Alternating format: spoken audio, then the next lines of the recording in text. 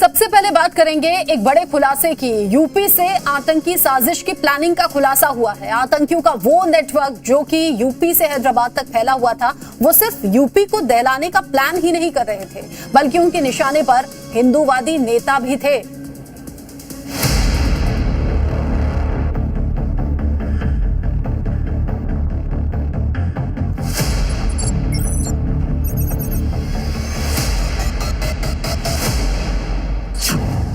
क्या आतंकियों के निशाने पर हिंदूवादी नेता हैं?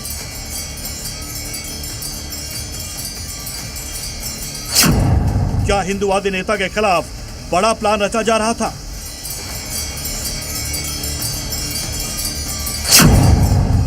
ये सवाल उठे यूपी से गिरफ्तार हुए आतंकियों से पूछताछ में, जो कि ऐसे खुलासे कर रहे हैं जो बेहद चौंकाने वाले हैं। यूपी एटीएस की गिरफ्त में आया मेरठ का रहने वाला संदिग्ध आतंकी साकिब यूपी और बाकी राज्यों में क्या कर रहा था और उसका क्या प्लान है, इसे लेकर बड़ा खुलासा हुआ है, जिसके मुताबिक विवादित बयान देने वाले हिंदूवादी नेता आतंकियों के निशाने पर थे और इसके लिए बाकायदा हिंदूवादी नेताओं की रेकी की जा रही थी। आतंकी साकिब को बाकायदा इस काम पर लगाया गया था। जांच में खुलासा हुआ कि ऐसे नेताओं की हत्या के आतंकी साकिब ने हैदराबाद, गाजियाबाद, अलीगढ़ और लखनऊ में रेकी की थी। इस पूरे खेल का खुलासा आतंकी साकिब से हुई पूछताछ और उसके मोबाइल से मिले डेटा से हुआ है। यह भी पता चला है कि साकिब हैदराबाद गया था, जहां बड़े हिंदूवादी नेता की गतिविधियों का पता लगाने के बाद उसने अपने हैंडलर को बताया था। हैंडलर ने उसे सही मौका मिलने पर हथियार भेजने की बात कही थी। इसके बाद यूपी एटीएस ने संबंधित राज्यों की पुलिस को भी सूचित किया, क्योंकि उसके फोन में उन जगहों के संवेदनशील जगहों की जानकारी भी मौजूद थी। अब इसके बाद एटीएस साकिब के साथी अरबाब, लोकेश और विकास से भी अलग अलग पूछताछ कर रही है और उनके बयानों का सत्यापन कर रही है। इसके अलावा आतंकी साकिब ने पूछताछ में यह भी बताया था कि कैसे इस देश विरोधी प्लानिंग के लिए उसने पूरी तैयारी की थी और अपना नेटवर्क फैलाने के लिए साकिब ने टेलीग्राम पर 1 दर्जन से ज्यादा ग्रुप बनाए थे। इस ग्रुप में साकिब ने कई राज्यों के लोगों को जोड़ा था, जहां भारत विरोधी भड़काऊ वीडियो और पोस्ट किए जाते थे। ग्रुप के सभी लोग कट्टरपंथी विचारधारा से प्रभावित थे। अब पुलिस पूछताछ में हुए इन खुलासों के बाद एक्शन मोड में है। साकिब के मॉड्यूल का सरगना आकिब के खिलाफ लुकआउट नोटिस जारी किया गया। जांच में सामने आया कि आकिब काफी पहले दुबई चला गया था और वहीं पर उसने साकिब का संपर्क पाकिस्तान के हैंडलर से करवाया था। यूपी एटीएस ने आकिब के खिलाफ लुकआउट नोटिस जारी कर दिया है। आकिब दुबई में बैठकर शाकिब और उसके साथियों को पाक हैंडलर्स के निर्देश देता था। आकिब ही पूरे पैसों का लेन देन भी देखता था। आतंकी वारदात के लिए किसकी जगह पर रैकी करनी है, ये भी शाकिब को आकिब ही बताता था। ऐसे में फिलहाल यूपी एटीएस ने आकिब के खिलाफ लुकआउट नोटिस जारी कर दिया है। मेरठ के साकिब उर्फ डेविल को उत्तर प्रदेश एटीएस ने 3 अप्रैल 2026 को लखनऊ से गिरफ्तार किया था और खुलासा किया था कि ये चारों पाकिस्तानी हैंडलर्स के संपर्क में थे और लखनऊ समेत यूपी के कई शहरों में आतंकी हमले की साजिश रच रहे थे। Bureau report, C media. पश्चिम बंगाल की सीएम ममता बनर्जी ने भवानीपुर सीट से विधानसभा चुनाव के लिए पर्चा दाखिल किया। वहीं दूसरी तरफ बंगाल में एसआईआर के मुद्दे पर टीएमसी नेताओं ने ईसी से मुलाकात की और आयोग पर गंभीर सवाल उठाए। खास बात यह कि लगभग इसी समय चुनाव आयोग की ओर से सोशल मीडिया प्लेटफॉर्म एक्स पर एक पोस्ट जारी कर भयमुक्त चुनाव की बात कही गई, लेकिन इस पर विपक्षी दलों का विरोध शुरू हो गया। बंगाल की बाजी इस बार बेहद दिलचस्प हो गई है। क्या दीदी अपना किला बचा पाएंगी? रिपोर्ट देखिए।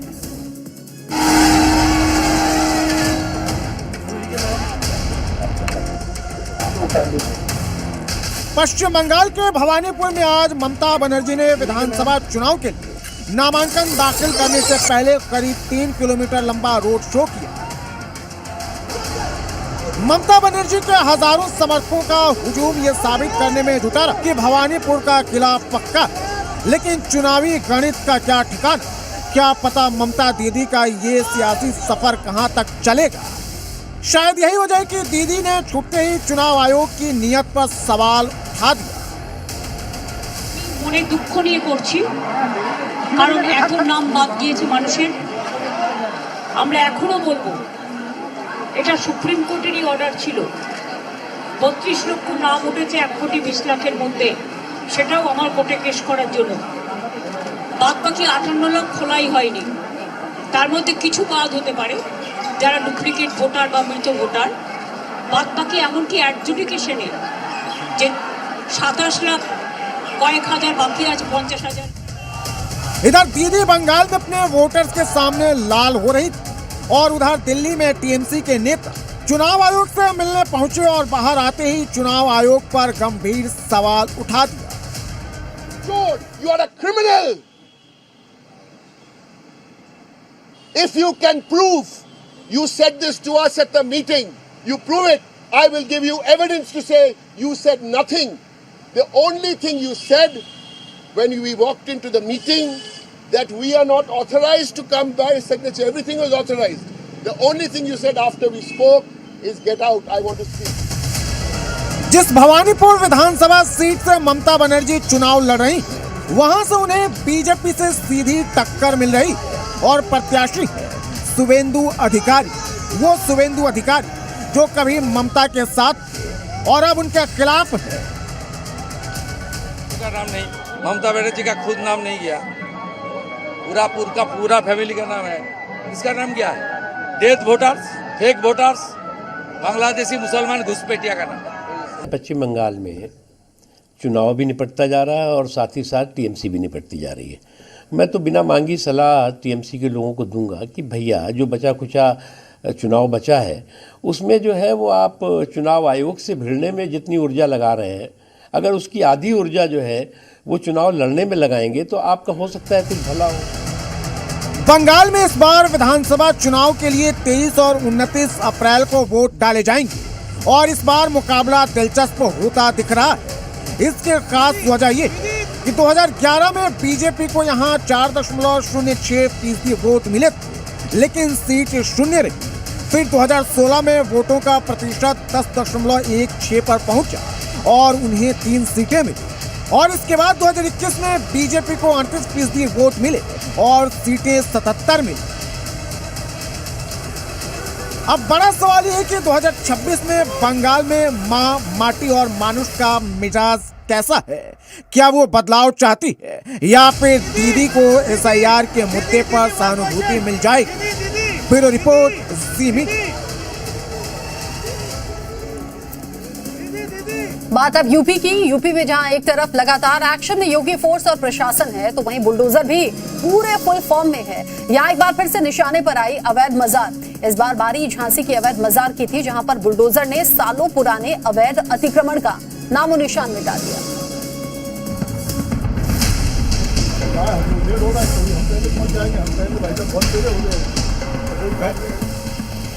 पर कब्जा करने के लिए 1 इंच जमीन नहीं देने वाले हैं। ये माफिया और आतंकवादियों का सबसे अच्छा उपचार है। यूपी में संदेश साफ है, जो अवैध है वो हटेगा और इसी संदेश का ऑर्डर बुलडोजर के सिस्टम में ऐसा फिट है कि जहां अवैध अतिक्रमण होता है वहां बुलडोजर पहुंच जाता है। कुछ ऐसा ही हुआ यूपी के झांसी में, जहां सरकारी जमीन पर इमरती शाह बाबा की अवैध मजार बनी थी। साल भर से लगातार धीरे धीरे अतिक्रमण कर मजारें बनाई जा रही थी, लेकिन बुलडोजर जब आया तो कब्जा गैंग का गेम ओवर कर दिया। स्क्रीन पर आपको जो हजरत इमरती शाह बाबा की मजार दिख रही है, उस मजार पर आरोप था कि वो सरकारी जमीन पर बनी थी। बाकायदा कब्जा किया गया था, नोटिस दिया गया, तब भी नहीं हटाई गई। तो मजार को हटाने के लिए योगी का बुलडोजर खुद पहुंच गया। माहौल खराब न हो इसके लिए बाकायदा भारी पुलिस बल भी मौजूद था। बुलडोजर ने करीब 2 घंटे की कार्रवाई की और प्रशासन ने जमीन को कब्जा मुक्त करा लिया। आप देख सकते हैं ये वही गाड़ी है नगर निगम की। इस गाड़ी से जो मजार का मलबा है उसको निकाला जा रहा है और बाहर फेंका जा रहा है। ये मजार जो बताया जा रहा है हज़रत इमरती शाह बाबा का मजार है, जो पिछले कई सालों से यहाँ सरकारी ज़मीन पर बना था। उसको लगातार यहाँ जेसीबी की मशीन से तोड़ने का काम जारी है प्रशासन के मुताबिक मजार पिछले 1-2 साल से बनाई गई थी। कई बार नोटिस दिया गया तो कुछ हिस्सा गिराया गया। ये प्राधिकरण की जमीन थी, ठीक है, इसके ऊपर अवैध अतिक्रमण था। इन्हें नोटिस दिया गया। करीब पिछले 5-6 बार से लगातार इन्हें अवसर दिया गया कि आप अपना अतिक्रमण स्वयं हटा लें। तो इन्होंने कुछ अतिक्रमण हटा लिया था, कुछ रह गया था जिसको आज हटा दिया। इस पूरे कवायद में खुद सिटी मजिस्ट्रेट और सीओ सिटी मौके पर मौजूद रहे और पूरे ऑपरेशन की निगरानी करते नजर आए। प्रशासन ने एहतियात के तौर पर इलाके को पूरी तरह से घेर लिया और आम लोगों को अंदर जाने पर रोक लगा दी गई। वहीं बुलडोजर एक्शन की दूसरी तस्वीरें यूपी के उन्नाव से आई है, जहां अतिक्रमण के चलते सड़क पर चलने से लोगों को परेशानी का सामना करना पड़ता था, जिसकी शिकायत पर प्रशासन ने अवैध दुकानों को तोड़ा। सूबे के मुखिया योगी आदित्यनाथ का संदेश साफ है कि राज्य में जो कुछ भी अवैध होगा उसे या तो कब्जाधारी खुद हटाएं, नहीं तो पुलिस टीम बुलडोजर के जरिए सख्त एक्शन लेगी। यूपी में अपराधियों के खिलाफ योगी फोर्स का एक्शन जारी है। शहर शहर अपराधियों पर सख्ती बढ़ती जा रही है और गिरफ्तारी को लेकर सख्त एक्शन लिए जा रहे हैं। योगी फोर्स ने प्रदेश के कई शहरों में बड़ी कार्रवाई करते हुए कई आरोपियों को धर दबोचा। रिपोर्ट देखिए।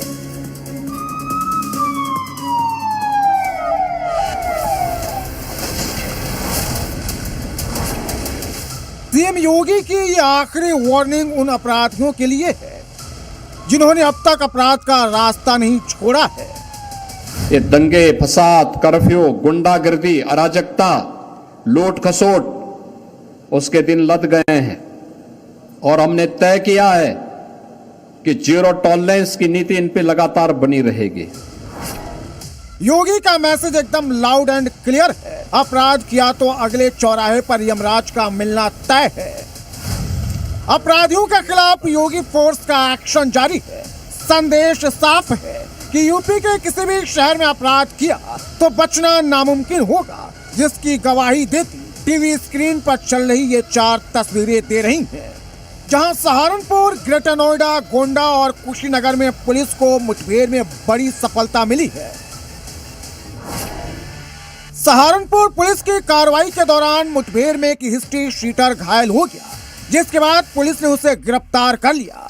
पुलिस ने इसके कब्जे से एक तमंचा, 2 जिंदा कारतूस, गोकशी के उपकरण बरामद किए हैं। यूपी के ग्रेटर नोएडा में भी पुलिस को बड़ी सफलता मिली है। रबुपुरा पुलिस ने 25,000 के इनामी गो तस्कर को मुठभेड़ के दौरान पैर में गोली मार दी। घायल बदमाश की पहचान संजू के रूप में हुई है। ये काफी दिनों से फरार चल रहा था।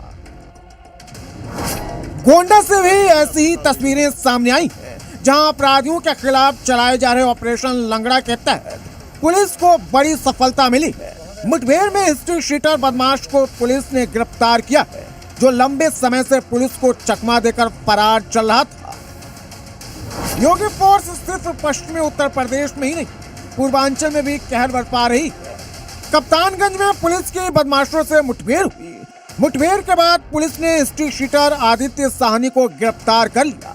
बदमाशों के पास से पुलिस ने पिस्टल, कारतूस और बाइक को भी बरामद किया है। यह है योगी मॉडल, जहां पर जीरो टॉलरेंस अपराध पर लगाम लगी है। लगातार अपराध के खिलाफ कार्रवाई हो रही है। योगी फोर्स ने बदमाश माफिया के नाक में ऐसा दम कर रखा है कि अपराध करने से पहले घबरा रहे हैं। ब्यूरो रिपोर्ट, जी मीडिया। उधर मध्य प्रदेश के मुरैना में रेत माफिया का कहर देखने को मिला। बेखौफ बदमाशों ने ड्यूटी कर रहे वन कर्मी को कुचल डाला और उसकी मौके पर ही मौत हो गई। इस घटना ने एक बार फिर से बता दिया कि रेत माफियाओं के हौसले किस कदर बुलंद हैं। मध्य प्रदेश के मुरैना में रेत का काला कारोबार अब सिर्फ अवैध नहीं रहा, ये खौफ का दूसरा नाम बन चुका है, जहां कानून को कुचलने का दुस्साहस इतना बढ़ गया कि एक ईमानदार वन आरक्षक की जान ही ले ली गई। सवाल सिर्फ एक मौत का नहीं, सवाल है उस सिस्टम का जो रेत माफिया के आगे बार बार कमजोर पड़ता दिख रहा है। दिमनी थाना क्षेत्र के रानपुर इलाके में सुबह सुबह उस वक्त हड़कंप मच गया, जब अवैध रेत खनन के खिलाफ कार्रवाई करने पहुंची वन विभाग की टीम पर हमला कर दिया गया। ये हमला अचानक नहीं था, ये हमला उस हौसले का नतीजा था जो रेत माफिया को लगातार मिलती डील से मिलता रहा है। चंबल एक बार फिर दहल गया है। चंबल में एक वन आरक्षक की रेत माफियाओं ने ट्रैक्टर से कुचलकर हत्या कर दी है। चंबल सेंचुरी का जो प्रतिबंधित रेत है वो लगातार धल्लाड़ी से मुरैना जिले में प्रतिदिन सैकड़ों ट्रैक्टरों की खुदाई होती है और लगातार रेत भर के जाता है। पुलिस कभी रोक नहीं पाती है और माफिया इतने हावी है कि लगातार उस रेत की खुदाई कर रहे हैं। हम उस स्पॉट पे खड़े हैं रानपुर गांव के चौराहे पर, जहां पे आरक्षक हरिकेश गुर्जर की जहां मौत हुई थी, ट्रैक्टर से कुचला गया था, वो यही जगह, यही तराई पर ट्रैक्टर यहाँ से आते हैं और चंबल का जो रेत है वो रेत खोद करके ले जाते हैं और सस्ते दामों पर मुरैना में बेचते हैं जाके। बताया जा रहा है कि जैसे ही टीम ने रेत से भरे ट्रैक्टर ट्रॉली को रोकने की कोशिश की, चालक ने रुकने के बजाय रफ्तार बढ़ा दी और सीधे वन आरक्षक हरिकेश गुर्जर को निशाना बनाते हुए ट्रैक्टर चढ़ा दिया। ये सिर्फ एक टक्कर नहीं थी, ये कानून को रौंदने की खुली चुनौती थी। ट्रैक्टर निकला सुबह, उसने कुचल दिया एक आरक्षक को। तो क्या आपकी स्थिति क्या है? जो प्रतिबंधित है चंबल का रेत लगातार खुदाई होती रहती है, कभी रोक नहीं होती, इसमें पास में थाना है, चलता है रेत तो चलता ही चल ही रहा है। यहाँ पे हत्या हो गई, उसकी मौत? हाँ, मौत ऑन द स्पॉट हो गई। कुछ नहीं, उसने ट्रैक्टर निकाला, वो पीछे ट्रैक्टर पे खड़े और उसने ट्रैक्टर में से धक्का दे दिया, टायर के नीचे आ गया, खत्म हो गया।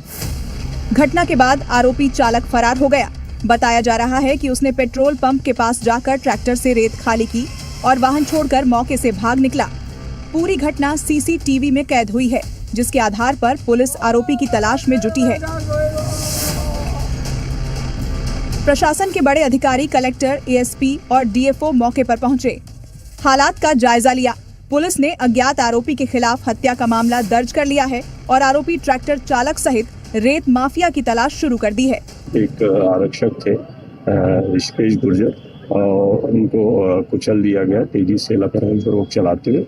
उसमें पुलिस की टीम तत्काल सक्रिय हुई है और वरिष्ठ अधिकारी घटनास्थल पर पहुंचे हैं और जो मृतक हमारा जो फॉरेस्ट का साथी है उसके शव को पीएम के लिए जिला चिकित्सालय लाया गया है, जहां उसके पीएम की कार्रवाई की जा रही है और उसमें प्रकरण पंजीबद्ध किया जा रहा है विभिन्न धाराओं के तहत, और जो आरोपी हैं उनको भी आइडेंटिफाई किया है, बहुत जल्दी उनको भी गिरफ्तार करेंगे। आरक्षक मतलब रेंजर के साथ उनकी पूरी टीम 4-5 लोग जवान थे उनके साथ, रानपुर तिराहे पर इन्होंने ट्रैक्टर को रोका और उसी समय ट्रैक्टर वाले ने एक जवान के ऊपर से ट्रैक्टर निकाल दिया, जिससे घटनास्थल पर उस जवान की मृत्यु। बाकी कार्रवाई एफआईआर और उसकी कार्रवाई थाना प्रभारी कर रहे हैं और डेड बॉडी को यहाँ से रवाना कर दिया गया है डेड हाउस के लिए, वहाँ उसका पीएम वगैरह होगा। ये तो रेंजर ने ऐसा कोई सूचना पहले से न तो पुलिस को दी न प्रशासन को दी, तो वो अचानक आ गए बिना फोर्स के, बिना तैयारी के, इस तरह से घटना हो गई। कितने लोग साथ में आए थे कार्रवाई करने के लिए? 4 या 5 लोग बताए जा रहे हैं। मुरैना की ये घटना एक चेतावनी है कि रेत माफिया अब सिर्फ संसाधन नहीं लूट रहे, वो सिस्टम को चुनौती दे रहे हैं और जब तक इस काले खेल पर सख्त लगाम नहीं लगेगी तब तक ऐसे ही वर्दीधारी अपनी जान गंवाते रहेंगे और रेत माफिया का आतंक यूं ही चलता रहेगा। सवाल ये है कि क्या इस बार कार्रवाई जमीन पर दिखेगी या फिर ये मामला भी फाइलों में दब जाएगा। तो घटना की जानकारी मिलती है, उनके जो साथी थे उनको तुरंत सिविल अस्पताल मुरैना अस्पताल ले गए, जहां उनको मृत घोषित कर दिया है। पुलिस ने हालांकि जो आरोपी है उसकी शिनाख्त कर ली है, उसको गिरफ्तार करने का प्रयास जारी है। हत्या का मामला दर्ज कर लिया गया है और कहीं ना कहीं पूरे मामले में मुरैना जिले में अवैध उत्खनन की जो बातें सामने आती थी वो आज साफ दिखाई दे रही हैं। कहीं ना कहीं मुरैना जिले में लगातार अवैध उत्खनन चल रहा है। प्रदीप शर्मा, रानगांव, मुरैना। और अब बात यूपी के पीलीभीत से सामने आए बुक स्कैम की, जहां पर स्कूल में किताबों के नाम पर अभिभावकों पर जबरन खर्च का आरोप है। क्या शिक्षा कारोबार बनती जा रही है? ये खास रिपोर्ट देखिए और समझिए।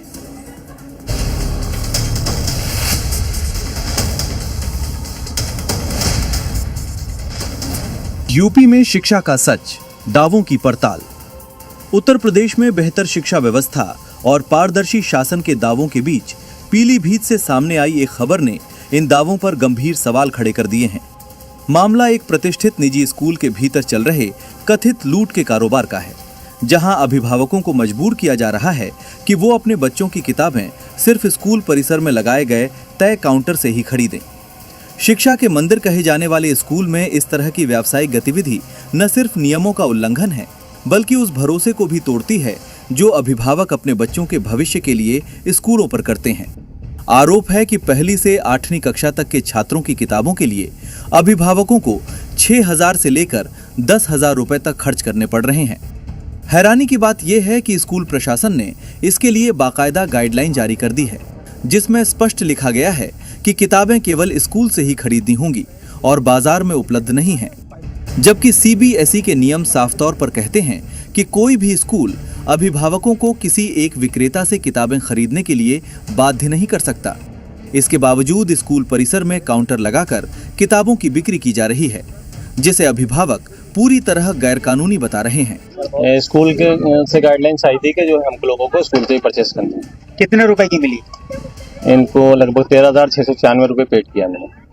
कौन कौन सी क्लास के बच्चे? फर्स्ट में और 7th में। निगरानी या लापरवाही, जवाबदेह कौन? अभिभावकों की सबसे बड़ी मजबूरी ये है कि वो सब कुछ जानते हुए भी विरोध नहीं कर पाते, क्योंकि उनके बच्चों की पढ़ाई दांव पर लगी होती है। ये स्थिति एक तरह की मजबूरी की अर्थव्यवस्था को जन्म देती है, जहां विकल्प का अभाव ही शोषण का सबसे बड़ा साधन बन जाता है। मध्यम वर्ग और निम्न वर्ग के परिवारों के लिए हर साल इतना बड़ा खर्च उठाना आसान नहीं है, लेकिन बच्चों के भविष्य के सामने वो चुप रहने को मजबूर हो जाते हैं। इस पूरे मामले में सबसे बड़ा सवाल निगरानी तंत्र पर उठता है। अगर एक बड़ा और नामी स्कूल खुलेआम इस तरह की गतिविधि चला रहा है, तो क्या स्थानीय शिक्षा विभाग और जिला प्रशासन को इसकी भनक तक नहीं लगी, या फिर ये सब उनकी जानकारी में ही हो रहा था? जब इस मामले की शिकायत जिला विद्यालय निरीक्षक तक पहुंची, तो उन्होंने आश्चर्य जताते हुए कार्रवाई का भरोसा दिया, लेकिन उनका इस तरह चौंक जाना भी अपने आप में एक बड़ा सवाल है। क्या सिस्टम इतना कमजोर हो चुका है कि उसे जमीनी हकीकत का पता ही नहीं चलता? आपके द्वारा हमारे संज्ञान में ला दिया गया है, हम इसे निरीक्षण करवाते हैं। अगर ऐसा पाया जाता है तो निश्चित रूप से जो भी दोषी होगा उसके खिलाफ नियमानुसार कार्रवाई की जाएगी। ऐसे नियम क्या है कि स्कूल में बुक्स बेची जा सकती? नहीं, स्कूल में कोई भी बुक्स बेच नहीं सकता है, ऐसा कोई नियम। ये घटना सिर्फ एक स्कूल तक सीमित नहीं है, बल्कि पूरे शिक्षा तंत्र में बढ़ते बाजारीकरण की तस्वीर पेश करती है। आज कई निजी स्कूल शिक्षा के साथ साथ यूनिफॉर्म, किताबें, ट्रांसपोर्ट और अन्य सेवाओं के जरिए अतिरिक्त कमाई के रास्ते बना चुके हैं। ब्रांड वैल्यू के नाम पर अभिभावकों से मनमानी वसूली की जा रही है और पारदर्शिता कहीं नजर नहीं आती। सरकार के लिए यह मामला एक चेतावनी है।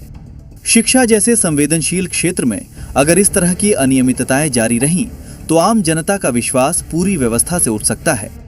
केवल नियम बनाना पर्याप्त नहीं है, बल्कि उनका सख्ती से पालन कराना भी उतना ही जरूरी है।